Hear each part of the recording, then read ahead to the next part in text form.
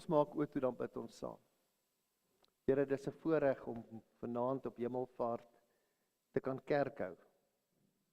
Ons herdenk een van die groot feesgeleenthede in die kerklike kalender. Ja, Here Jesus, U het opgestaan uit die dood, ons het daaroor gesing. U die dood oorwin en U het opgevaar na die hemel, vanwaar U oor hierdie wêreld en oor U kerk regeer. Ons wil vanaand aan U al die lof en al die eer toebring. En wanneer ons in 'n week ingaan, Pinksterweek, dan wil ons soos die disippels van ouds in afwagting wees op die uitstorting van U Gees. Dankie dat ons weet U Gees woon reeds in ons harte.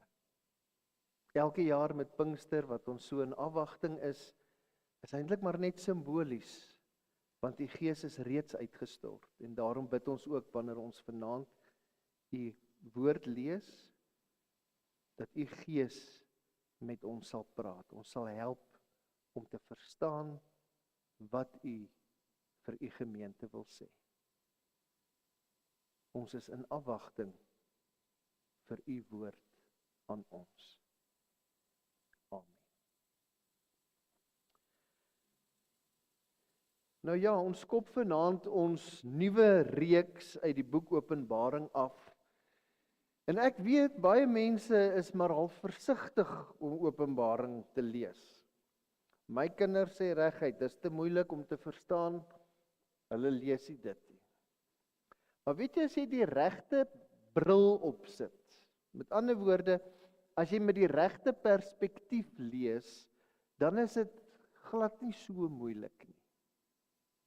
Die boek Openbaring het eintlik 'n wonderlike boodskap vir gemeentes en vir gelowiges in die tyd waarin ons leef. En soos wat ons deur die hoofstukke lees, sal ek en Johan julle help om seker te maak dat ons die regte bril op het om Openbaring verantwoordelik te lees en te verstaan. As jy 'n onverantwoordelike lees van Openbaring soek, dan kan jy maar net gaan kyk, daar's baie videoetjies op Facebook en op die internet, en daar's ouens wat vreemde goed raak sien. Maar vir 'n verantwoordelike lees moet ons maar bly by 'n paar riglyne, paar pointers. So miskien moet ek, soos wat die tyd aangaan, sal ons nog bysit, maar dalk moet ek net eers so lank 'n paar opmerkings maak oor hoe ons Openbaring behoort te lees. Kyk, nommer 1, Openbaring is nie 'n boek wat net oor die toekoms gaan nie. Dis ook 'n boek wat oor die hede gaan en oor die verlede. Om die waarheid te sê, ek dink daar word baie meer oor die teenswoordige tyd geskryf as oor die eindtyd. So, Openbaring is nie 'n boek vol toekomsvoorspellings nie. Moet hom nie so lees nie. Nommer 2, Openbaring is 'n troosboek vir gelowiges en vir gemeentes wat swaar kry in hierdie wêreld. As jy Openbaring lees en dit maak jou bang, dat jy vanaand nie kan slaap oor dit wat jy gelees het nie, dan mis jy die punt. Want dit is nie 'n bangmaakboek nie. Dit is 'n troosboek. Nommer 3. Openbaring is nie vol geheime kodes wat allerlei belangrike inligting wil toesluit en wat een of ander slim persoon nou ons wil kom probeer oopsluit nie. Eintlik sê die boek se naam dit al reeds, nê? Openbaring. Dinge word bekend gemaak. Dit word openbaar gemaak. Dit word nie verberg en toegemaak nie. Maar dit gesê, is Openbaring in die 4de plek wel 'n boek vol simbole en beelde. Daarom moet dit wat geskryf is nie letterlik verstaan word nie. Dis moeilik vir ons vandag. Ons sal nog in die boodskappe wat voor lê bietjie meer praat oor waarom hulle dan in sulke verbeeldingstaal geskryf het. Maar vir die eerste lesers van destyds sou hierdie simbole baie makliker gewees het om te begryp. Ons het so 'n bietjie hulp nodig. En weet jy, ons hoef nie eens vreeslik ver te soek nie. Die Ou Testament help ons baie om van die beelde en simbole in Openbaring te verstaan. Boeke soos Jesaja, Esegiel, Daniël, Eksodus help ons om die simbole te verstaan. Nou goed, so dit dink ek is 'n goeie vertrekpunt. Openbaring is geskryf so rondom die jaar 95 na Christus. As jy jou sommetjies reg maak, dan was die Christelike kerk toe so om en by 60 jaar oud gewees. En om verskillende redes het dit baie swaar gegaan met daardie eerste Christene. Een rede is dat die Jode wat Jesus laat kruisig het, steeds gedink het dat die Christene 'n sektegroep is. Hulle het alles in hulle vermoë gedoen om die Christene, van wie baie hulle eie familie was, se lewens so moeilik as moontlik te maak. Nou kan jy vir jouself dink, as jou eie familie jou uitskop, en in baie gevalle het hulle eenvoudig Jode wat tot bekering gekom en Christene geword het, geïsoleer. Jy is nie meer deel van die family business nie. Dan is jy sonder, in baie gevalle, sonder 'n huis, sonder 'n werk, sonder inkomste, sonder 'n ondersteuningsnetwerk, sonder sekuriteit. Behalwe vir daai verdrukking, was daar ook nog die Romeinse keisers wat die Christene vervolg het. Teen die tyd dat Openbaring geskryf is, was die wrede keiser Nero al 27 jaar lank dood. Maar almal sou nog onthou hoe hy die Christene laat vang en hulle vir die hongerleeu's in die gladiator arenas gevoer het, tot groot vermaak van die Romeinse skare. Of hoe hy die Christene lewend in pik gedoop het en hulle dan aan die brand gesteek het om as ligvakkels in sy paleis te brand tot hulle dood is. In 95 na Christus was daar nie meer sulke erge vervolging en marteling van die gelowiges nie. Soos ons lees, sal julle sien, Johannes verwag dat dit weer sal opvlam. Maar dit laat dink my amper so 'n bietjie aan die American Dream. Kyk, Amerika adverteer hulle self nog steeds met die American Dream. Kom na ons toe, kom leef by ons, hier is voorspoed, hier is werk vir almal, hier is sekuriteit vir almal, kom leef die goeie lewe by ons. Rome het dit nou net genoem die Pax Romana, die vrede van die Romeinse ryk. In aansluiting by dit wat ek nou gesê het, was daar nog iets anders, wat 'n baie negatiewe invloed op die vroeë kerk gehad het, en op die lidmate. Dit was nie so gewelddadige en bloeddorstige ding gewees nie, maar ek dink dit het dalk selfs 'n sterker invloed gehad. Die grondwoord is assimilasie. Dit beteken, die Christene het nie meer die lig van die evangelie so helder laat skyn nie. Hulle het begin om deel te word van die wêreldkultuur rondom hulle. Jy kon hulle eintlik nie eers meer uitken tussen die res nie. Onthou nou, die Christelike geloof was nog baie jonk gewees.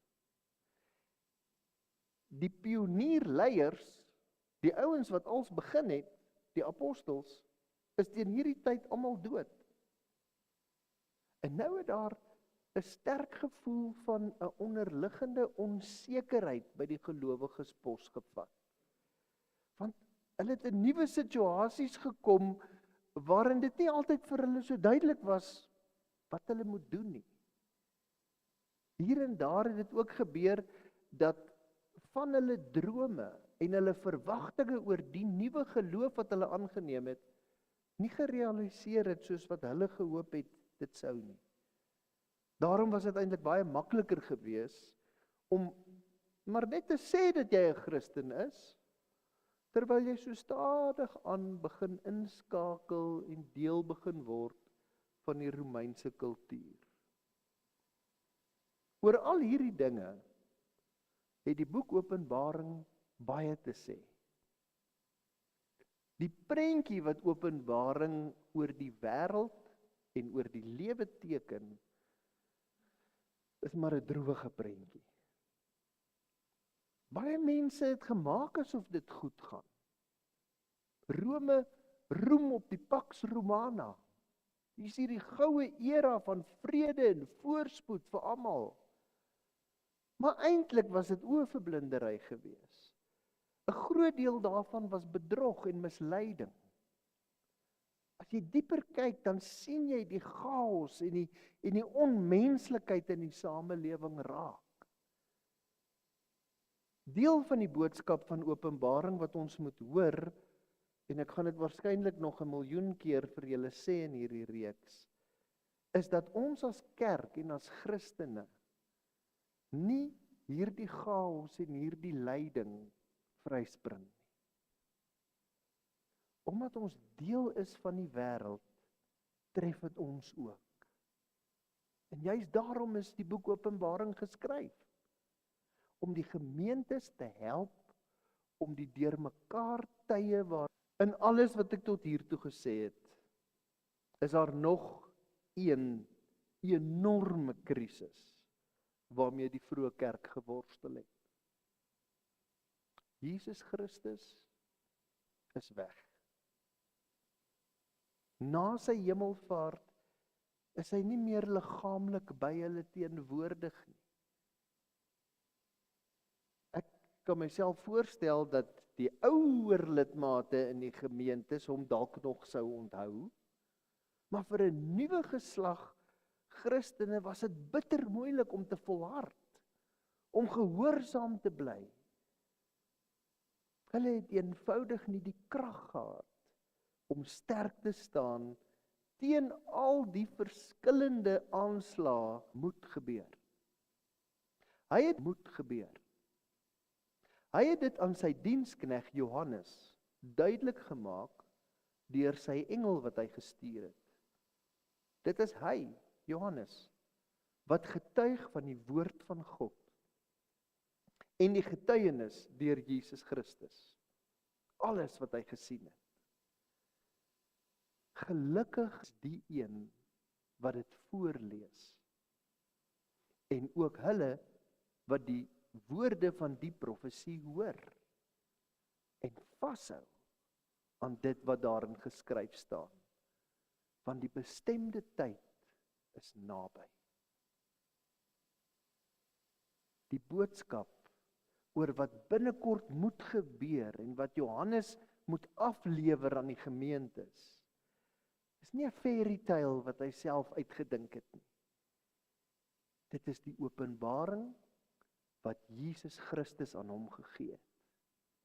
En God die Vader het dit aan Jesus gegee. God is die een wat die openbaring gee. Kyk, wat is die boek se naam?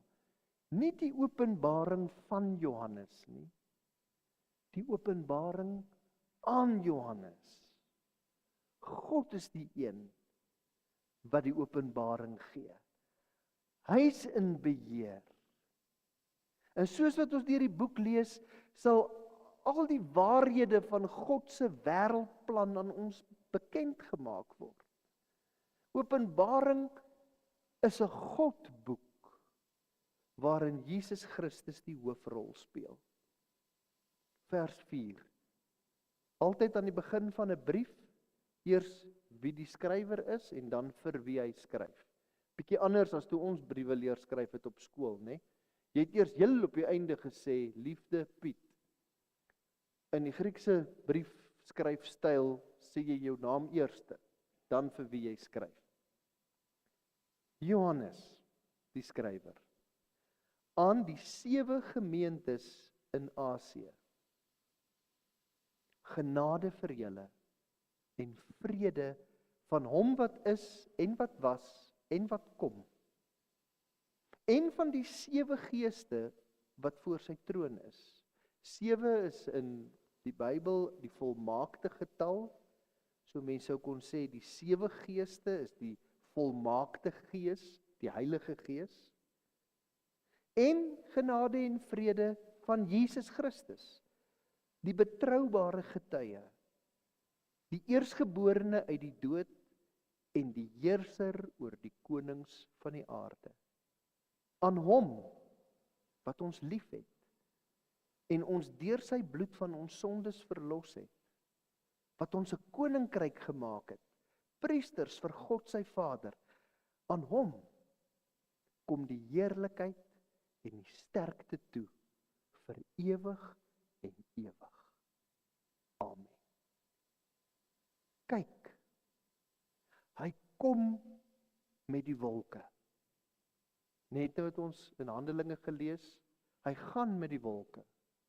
Nou, hy kom met die wolke, en elke oog sal hom sien, selfs hulle wat hom deurboor het. En al die volke op die aarde sal oor hom rou in selfverwyte. Ja, amen. Ek is die Alfa en die Omega, die een wat is en wat was en wat kom, sê die Here God, die Almagtige. Omdat 7 die volmaakte getal is die 7 gemeentes aan wie hierdie brief gestuur moet word, simbolies van die hele kerk. Elke gemeente, maak nie saak watter tyd en watter land nie. En elke gelowige, wat soos wat vers 3 sê, vashou aan dit wat hier geskryf staan, en daarvolgens leef, kan seker wees van die drie-enige God se seën. God se genade sal 'n ongekende vrede in ons lewens bring. Want hy is die een wat is en wat was en wat kom. Die lewende God wat teenwoordig is in sy kinders se lewens.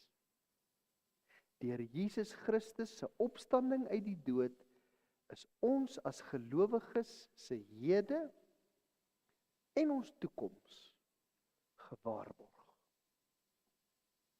Die hoofboodskap waaroor die hele boek Openbaring eintlik gaan, sien ons in vers 7 en vers 8. Jesus Christus gaan terugkom na hierdie wêreld toe, na sy wêreld toe. En dan staan daar, ja, dit is seker. Want God is die Alfa en die Omega, die eerste en die laaste letter van die Griekse alfabet. God is die A en die Z. God beheer die begin en die einde en alles tussenin. Hy is in beheer van die geskiedenis. Hy is die begin, die oorsaak van alles. En hy is die einde, die finale doel van die wêreldgeskiedenis. Hy, net hy, beheer die verlede en die hede en die toekoms, want hy is die Almagtige. Hoe laat hierdie gedagtes jou voel? Dink gou so vir 'n oomblik. Ek dink hierdie inleidende 8 verse gee reeds 'n wonderlike gerusstelling vir geïsoleerde gelowiges wat onseker in 'n wêreld vol pyn en lyding en diskriminasie en vervolging moet probeer oorleef. Die lewende, drie-enige God is in beheer en hy het 'n plan met hierdie wêreld. Hy is die Almagtige wat die begin en die einde beheer. Hy is teenwoordig in sy kinders se lewens. Ons hede, hier waar ons en ons toekoms is gewaarborg, want ons het die versekering dat Jesus Christus weer gaan terugkom na hierdie wêreld. Wat 'n inleiding. En nou van vers 9 af. Ek wil tog voor ons lees nog 'n opmerking maak oor hoe 'n mens Openbaring moet lees. As jy terugkyk na vers 3 toe, dan staan daar, gelukkig is die een wat dit voorlees en ook hulle wat die woorde hoor. So Openbaring is nie bedoel gewees om fyn ontleed te word, om elke beeld en elke simbool tot in die diepste wese daarvan te debatteer en op die ou ende die geheel prentjie te mis nie. Die doel van die boek was dat dit voorgelees moet word in 'n gemeente. So die mense sit en luister. Jy onthou dalk nie alles wat jy gehoor het nie, maar jy sal 'n geheel prentjie hê. As jy klaar geluister het na die voorlesing, dan het jy iets in jou kop wat geteken is daar, 'n prentjie. En dis wat jy moet saamvat met jou. Nie al die verskriklike detail nie. So as ons nou lees, moet jy dit dalk ook so probeer doen. Luister, sien die prentjie, sien die simbole. Ek dink Openbaring wil iets van 'n kreatiwiteit in ons losmaak. Dit wil ons verbeelding so 'n bietjie losmaak. En as jy Openbaring so lees, gaan dit dalk vir jou geweldig baie beteken. Vers 9. Ek, Johannes, julle broer en 'n deelgenoot in die verdrukking en in die koninkryk en in die volharding in ons verhouding met Jesus, was op die eiland wat Patmos genoem word. Hoekom was hy daar? Op grond van die woord van God, naamlik die getuienis deur Jesus Christus. Johannes was 'n getuie van God se woord en van Jesus Christus, en hy's waarskynlik deur die Romeinse regering verban na die eiland Patmos toe. Op die dag van die Here, dis 'n Sondag, het die gees van my besit geneem. En ek het agter my 'n harde stem soos die van 'n basuin gehoor, wat sê, skryf wat jy sien in 'n boekrol op en stuur dit aan 7 gemeentes, na Efese, Smyrna, Pergamum, Thyatira, Sardes, Philadelphia en Laodicea. Ek het omgedraai om te sien wie se stem dit is wat met my praat. Toe ek omdraai, het ek 7 goue kandelare gesien. En in die middel van die kandelare, iemand net soos die seun van die mens, Jesus. Hy het 'n kleed wat tot op die voete hang gedra, met 'n goue band wat om sy bors vasgebind was.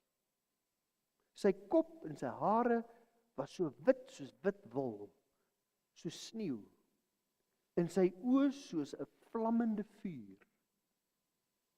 Sy voete was net soos gloeiende koper in 'n rooi warm oond, en sy stem soos die gedruis van baie waterstrome. In sy regterhand het hy 7 sterre gehou.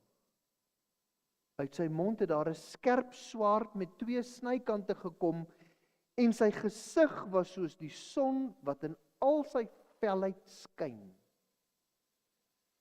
Toe ek hom sien, het ek voor sy voete neergeval soos 'n dooie. Maar hy het sy regterhand op my gelê en gesê, hou op om bang te wees. Ek is die eerste en die laaste en die lewende. Jy kan ook vertaal, hou op om bang te wees, dit is ek. Die eerste en die laaste en die lewende. Ek was dood, maar kyk, ek leef vir ewig en ewig. Ook hou ek die sleutels van die dood en van Hades. Hades is die doderyk, die onderwêreld waartoe mense sou gaan as jy doodgaan. Skryf dan op wat jy gesien het, wat daar is en wat hierna gaan gebeur. En dan help Jesus so 'n bietjie met die simbole. Dit is die misterie van die 7 sterre wat jy in my regterhand gesien het en van die 7 goue kandelare. Die 7 sterre is die 7 boodskappers van die 7 gemeentes. En die 7 kandelare is die 7 gemeentes. Jy kan jou Bybel oophou. Jesus wil hê dat die gelowiges op aarde, sy kinders, moet moed skep. Hy wil vir hulle bemoedig deur vir hulle te wys wie hulle is en wat hulle situasie is in hierdie krisistyd. Daarom praat Jesus met Johannes en sê vir hom met 'n stem soos 'n harde trompet, jy kan dit nie mis nie, om alles neer te skryf wat hy sien. En wanneer Johannes dan omdraai, en die omdraai is belangrik, ek sal nou iets daaroor sê. As Johannes dan omdraai om te sien wie wat met my praat, dan sien hy die opgestane Christus in al sy heerlikheid. En nou het Johannes 'n probleem. Want daar bestaan eenvoudig nie woorde in sy woordeskat om te beskryf wat hy sien en om te verduidelik hoe lyk Jesus wat opgestaan het uit die dood en opgevaar het hemel toe. Daarom moet hy maar met prentjies probeer verduidelik. Die beste wat hy ken. Om te beskryf hoe belangrik, hoe verhewe Jesus was, sê hy dat Jesus 'n lang kleed aangehad het, soos die heel belangrikste mense van daardie tyd. Met 'n goue band. Nie om sy heupe vasgemaak soos wat jy by slawe sou kry wat nog besig is om te werk nie. Nee, sy goue band is hier om sy bors vasgebind om te wys die werk is afgehandel, die taak is voltooi. Sy spierwit hare is sy wonderlike kennis en sy heerlikheid. Sy oë soos vuurvlamme dui op sy geestelike insig. En sy voete soos geel koper in 'n smeltoond wys sy standvastigheid. Sy volmaakte suiwerheid. Sy gesig wat soos die son wat op sy helderste skyn lyk, sê dat daar niemand groter of wonderliker is as hy nie. Die absolute heerlikheid van Jesus. Nou, en dis vir my die hoogtepunt. Waar is hierdie verheerlikte Jesus? Wat te wonderlik is om in woorde te beskryf. Waar is hierdie goddelike wese wat as jy hom sien, jy ek wil sê in eer betoon soos 'n dooie neerslaan, want dit is te groot vir jou. Waar is? Hy het ons nie gelos nie. Hy beskerm sy mense. Hy beskerm sy mense. Hy hou ons vas. Hy sê vir Johannes, moenie bang wees nie. Dis ek. Ek is die eerste en ek is die laaste. Ek is die skepper van alles en van almal. En ek leef vir ewig en ewig. Jesus Christus leef. En ons leef saam met hom. Want die staanlampe, die kandelare brand. Omdat hy uit die dood uit opgestaan het, het hy die sleutels. Hy het volkome beheer oor die dood. Niks kan sy mag ooit weer inperk nie. Julle, wat meer het ons nodig as dit? Johannes het die verhoogde en die verheerlikte Christus gesien, wat sy kerk bewaar en beskerm. Hy bepaal die gang van die kerk, nie ek en jy nie. Hy bepaal die geskiedenis van die wêreld, nie regerders nie. En dis waarop ons hoop gegrond is. Die sukkelende kerk en die strompelende gelowiges se hoop is nie op dit wat ons kan doen nie. Ons hoop is op Christus.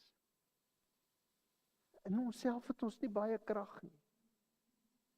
Maar by ons, agter ons, tussen ons, staan die lewende Here, Jesus Christus. As jy in hierdie dimensie kon sien wat Johannes sien, as Jesus net ons oë kon oopmaak om te sien soos wat Johannes hier sien, dan sal ons sien, Christus is hier. Hy beweeg rond tussen die staanlampe, tussen die kerke, tussen sy gemeentes.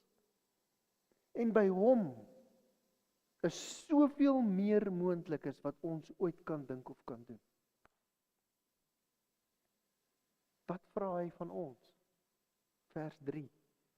Hou net vas aan dit wat hier geskryf is. Hou net vas. En vers 9. Volharding in ons verhouding met Jesus. Om af te kyk, soos ek net nou verduidelik het, maar net elke dag te vat soos wat hy kom en te hoop vir die beste, dis nie die antwoord nie. Dis ook nie die antwoord vir die kerk nie. Moenie afkyk nie. Kyk om, soos Johannes. Draai om en sien wie dit is wat met ons praat. Sien vir Christus tussen die kandelare, tussen die gemeentes. Moenie te gou opgee op die kerk nie. Want die kerk behoort aan Christus. En hy het 'n plan met die kerk. Daarvan vertel ons julle van Sondag af, wanneer daar aan elkeen van hierdie 7 gemeentes, aan die hele kerk, 'n spesiale briefie geskryf is. Maar tot dan. Amen.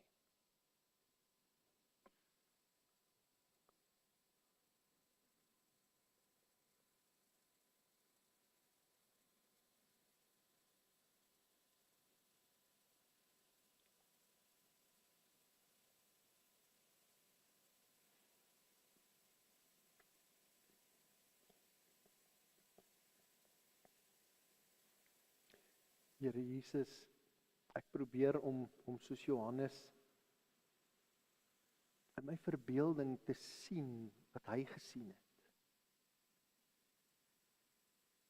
En as ek omdraai en kyk, dan is die glans wat van U af uitstraal so helder soos die son wat op die helderste tyd van die dag skyn. Ek kan eintlik nie eers dink hoe Johannes enigiets kon uitmaak nie. Want U heerlikheid is eenvoudig oorweldigend. En dit wat hy sien, is nie deur ver ander kant die wolke nie. Dis hier, op die aarde, in die kerk, tussen die gelowiges.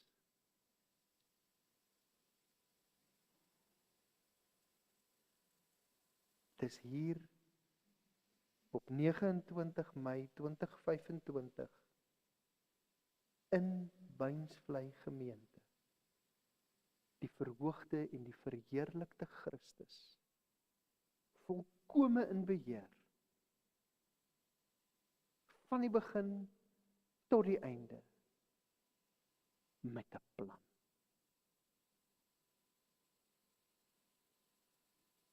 Here, dankie dat ons nie bang hoef te wees nie. Dat ons as dit ware in die geloof kan voel hoe U vir ons met die regterhand aan die skouer vat en sê, moenie bang wees nie. Dit is ek. Ek is by julle. Ek is die eerste. Ek is die laaste. Ek is die lewende. Aan U, Here, alle mag, alle krag, alle heerlikheid, alle dank kom U toe. Ons loof en prys U naam. Amen.